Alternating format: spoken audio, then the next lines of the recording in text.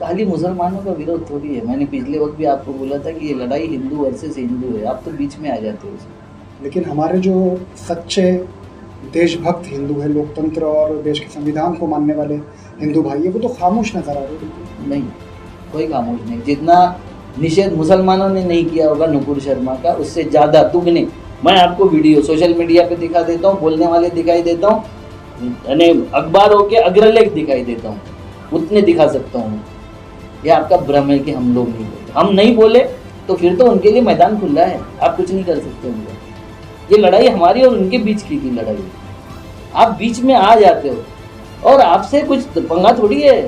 संघियों का आपसे कोई पंगा नहीं, ये तो आपके साथ में रोटी बोटी का व्यवहार है उनका।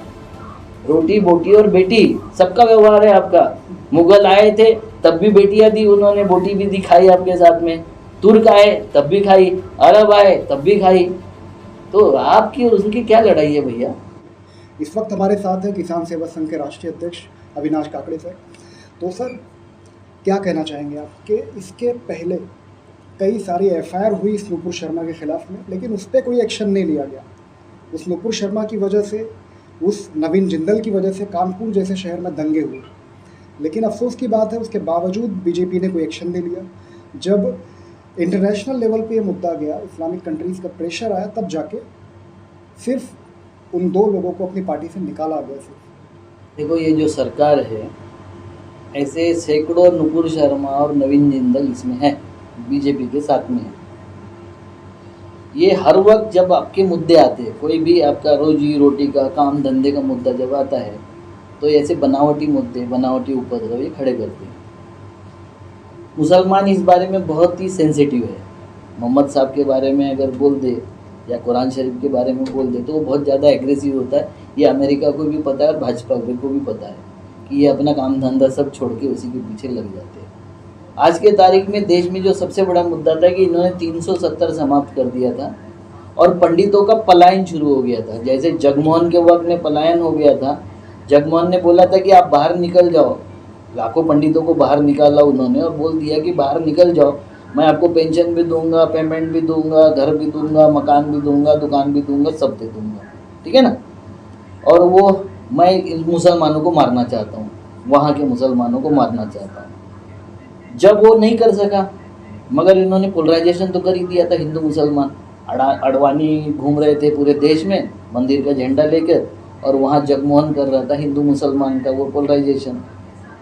अब वही बात 370 समाप्त करने के बाद जब पंडितों को फिर से पलायन का मुद्दा आ गया और वो पूरे मीडिया में छाया हुआ था, तब ये इनके नफरती चिंटू आगे आ गए। ये सब नफरती चिंटू है, इनके आते आगे।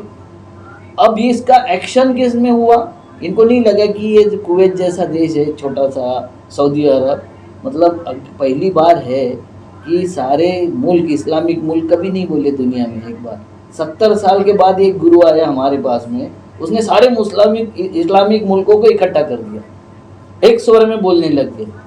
छोड़, उसके बाद भी कुछ नहीं होता था, ये छोड़ दो बात, उसके बाद भी कुछ नहीं होता था। आपको पता है 2 गुजरातियों के ग्वादर पोर्ट है वहाँ, नाम पता है आपको? आरामको में शेयर है, आरामको का यहाँ इन्वेस्टमेंट उसी के इस पे हो रहा है। ये जो 2 गुजराती है जिसने यहाँ का कोहिनूर चावल का ब्रांड भी ले लेकर ऐसे कई ब्रांडों में सऊदी के राजाओं का, अरबों के कई मुल्कों का इन्वेस्टमेंट अडानी और अंबानी के साथ में हो गया। अब वो दोनों का इन्वेस्टमेंट खतरे में आ गया, दोनों का बिजनेस खतरे में आ गया, यहाँ का भी और वहाँ का भी। उनको लगा ये तो बहुत ही हो गया। 2 गुजरातियों ने 2 गुजरातियों को बचाने के लिए भारत को सरेंडर कर दिया। बात ये है, बात बहुत बड़ी है। इन्होंने खुद की चमड़ी 370 बचाने के लिए और 370 से निजात पाने के लिए कि इसकी चर्चा न हो देश में, इसलिए नफरती चिंटुओं से वो बुलवाया। मगर उनके नफरती चिंटुओं ने जो प्रगटीकरण किया उससे पूरा इस्लामिक मुल्क 40-50 मुस्लिमिक इकट्ठा हो गए और उन्होंने इनके इस पे खतरा ला लिया। इनके इस पे मतलब भारत पे खतरा आता तो ये कुछ नहीं करते, भारत के हिंदू मुसलमानों पे खतरा आता तो ये कुछ नहीं करते, भारत पूरा जल जाता तब भी कुछ नहीं करते। इनके अडानी का इन्वेस्टमेंट और अंबानी का इन्वेस्टमेंट पे खतरा आ गया, इसके कारण ये भारत को झुका दिया सबके सामने। बात ये सिर्फ पार्टी से निकाल देना, वो भी सिर्फ 6 साल के लिए, काफ़ी इतना? देखो, पार्टी से निकाल तो तुमको पता है, जेल से निकाल दिया था वो जो है सांसद बनी हुई है, जिसको कभी माफ़ नहीं करने की बात किए थे, ये फिर से आ जाएंगे। ये तो नेक्स्ट सांसद है उनकी। हो सकता है नुपुर शर्मा नेक्स्ट पीएम हो जाए, जैसा वो जो है अजय बिष्ट, जो संसद में रोया था अपनी जान की भीख मांगते हुए। बहुत बहादुर बने हुए अभी, बहुत वो क्या बोलते हैं बुलडोजर और ये और वो, बहुत बहादुरी बता रहे हैं ना। ये जब सुरक्षा के घेरे में होते हैं तो बहादुर होते हैं, मगर इनके ऊपर जब खतरा आता है तो ये रोने लग जाता है। वो पुलिया पे रोए थे 56 इंच वाले, 10 मिनट पुलिया पे 5 मिनट खड़े हो गए तो जान का खतरा था इनको। ये तो सांसद में रोए थे, ऑन कैमरा रो दिया था इन्होंने। तो ये इतने बहादुर है कि ये देश जल जाए, देश के सारी जनता मर जाए, इनको कोई लेना देना नहीं। कानूनी कार्रवाई आखिर एक तरफ क्यों होती है, सिर्फ एक तरफा कानूनी कार्रवाई? उसका कारण है, मैंने फिर पहले भी बोला था, आज भी बोला था। मैं अभी महमूद प्राचा करके आपके जो एडवोकेट है उनसे मिल के आया। वो बोला करते क्यों नहीं आप लोग? बोले हमारे लोग करते नहीं है, हमारे लोग केस डालने को तैयार नहीं होते, सरकार के ऊपर प्रेशर बनाने के लिए तैयार नहीं होते। आपको करना पड़ेगा, कानून को समझना पड़ेगा, संविधान को समझना पड़ेगा, कानून अंतर से पैरवी करना पड़ेगा। अब पैरवी करते रहो, कोई भी होगा झुकेगा। एक इसमें नहीं आएगा, दूसरे इसमें आएगा, दूसरे इसमें नहीं आएगा। कितनी रिपोर्ट हुई? कानपुर में हंगामा हो गया, रिपोर्ट कितनी हुई? 5 जगह कम से कम एफआईआर हो चुकी है पूरे देश में। क्यों 5 जगह हुई? 700 जिले हमारे यहाँ, सब कंप्लेंट जगह तो कई मुसलमान जगह रहती है। कंप्लेंट होना चाहिए ना, दोबारा नहीं करेंगे ना, कई लोगों ने कंप्लेंट किया। करना चाहिए और उसको एंड तक ले जाना चाहिए। खाली कंप्लेंट कर दिया भूल गए हम, नहीं चाहिए। उसको लास्ट एंड तक पहुंचाओ ना, उसके ऊपर कार्रवाई होनी चाहिए। उसकी अगर 100 जगह बेल हो जाए, क्या होगा? 100 जिलों में बेल हो जाए, समझ में आ जाएगा ना। नफरत फैलाने का मतलब क्या होता है? सब लोग जागरूक हो गए। हमारा जागरूक होने का क्या मतलब है? हम तोड़फोड़ पे आ जाते हैं। हमारे जागरूक होने का क्या मतलब है? हम विरोध करने लग जाते हैं। अब हमारा जागरूक होने का मतलब कितनी खुशी मना रहे हैं हम कि कुवैत ने डांट दिया, इसने डांट दिया। अरे भैया, देश तुम्हारा है।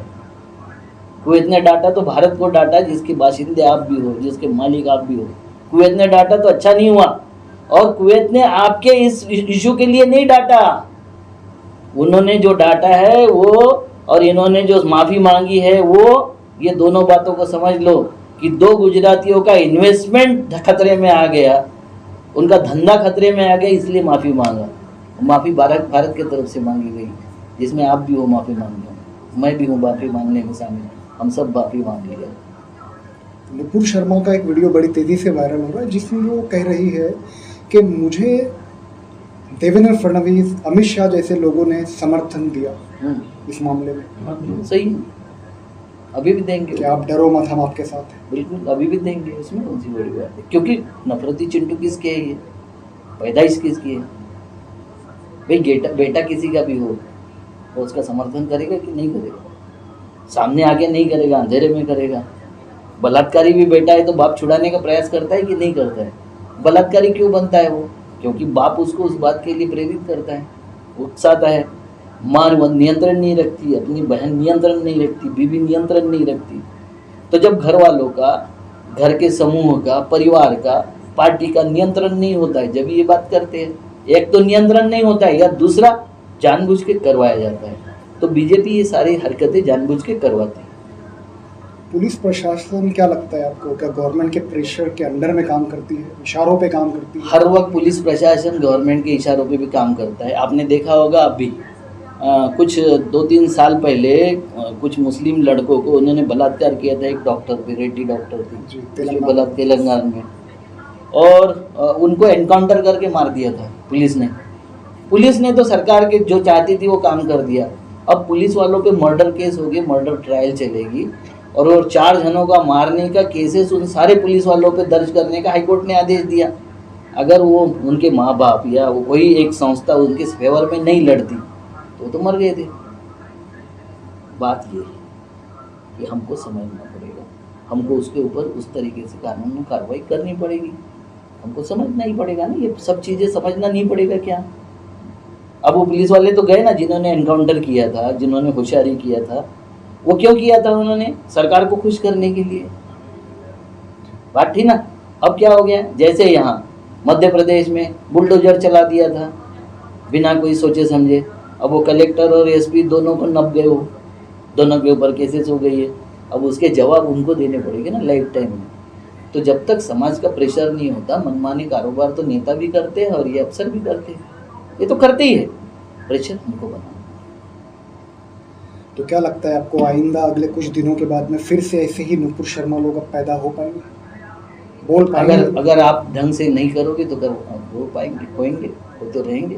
मतलब बिल्कुल। इस देश के मुसलमानों को विरोध करना चाहिए। खाली मुसलमानों का विरोध थोड़ी है। मैंने पिछले वक्त भी आपको बोला था कि ये लड़ाई हिंदू वर्सेस हिंदू है, आप तो बीच में आ जाते हो उसमें। लेकिन हमारे जो सच्चे देशभक्त हिंदू है, लोकतंत्र और देश के संविधान को मानने वाले हिंदू भाई है, वो तो खामोश नजर आ रहे हैं बिल्कुल। नहीं, कोई खामोश नहीं। जितना निषेध मुसलमानों ने नहीं किया होगा नुपुर शर्मा का, उससे ज़्यादा दुगने मैं आपको वीडियो सोशल मीडिया पे दिखा देता हूँ, बोलने वाले दिखाई देता हूँ, यानी अखबारों के अग्रलेख दिखाई देता हूँ, उतने दिखा सकता हूँ। ये आपका भ्रम है कि हम लोग नहीं बोलते। हम नहीं बोले तो फिर तो उनके लिए मैदान खुला है, आप कुछ नहीं कर सकते उनका। ये लड़ाई हमारी और उनके बीच की लड़ाई है। आप बीच में आ जाते हो और आपसे कुछ पंगा थोड़ी है, संघियों का आपसे कोई पंगा नहीं। ये तो आपके साथ में रोटी बोटी का व्यवहार है उनका, रोटी बोटी और बेटी सबका व्यवहार है आपका। मुगल आए थे तब भी बेटियां दी उन्होंने, बोटी भी दी, खाई आपके साथ में। तुर्क आए तब भी खाई, अरब आए तब भी खाई। तो आपकी और उनकी क्या लड़ाई है भैया? आप तो दामाद हो उनके, लड़ाई तो हमसे है।